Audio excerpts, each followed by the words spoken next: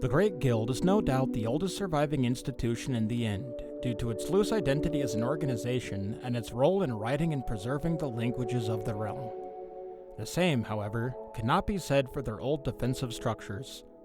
Much like the standard Indian language, despite the Guild's best efforts, their original fortresses have fallen to time and battle, and the details of their design have changed. Known as Ikamva, these structures were built in antiquity as training facilities for soldiers at a time when the military and the Guild were not yet separate.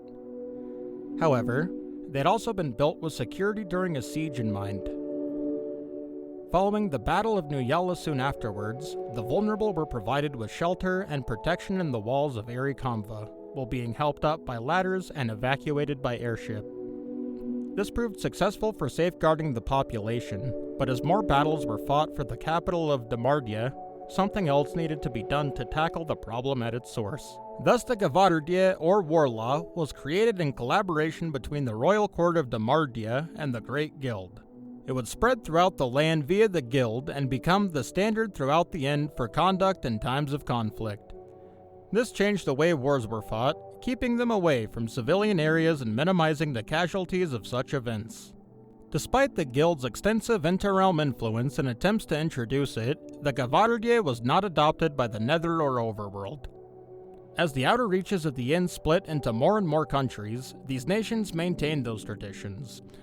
At present, only the new Ikamva and Eri, Obsidian, and Bezbernek are used for this purpose, as they are merely recreations of the originals that were lost long ago. There are at least 5,700 Ikamva documented around the end, and many more undocumented in the deepest wilds.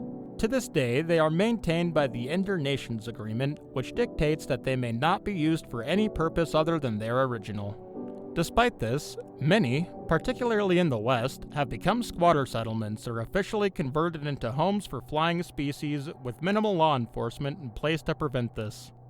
Some have also been raided for shulker shells on behalf of the lucrative shulker box industry, but these raids are very dangerous and largely avoided today.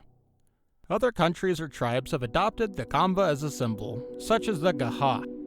How did they end up so desolate and a much more cold, lifeless end? Donate to and watch Beginnings to find out.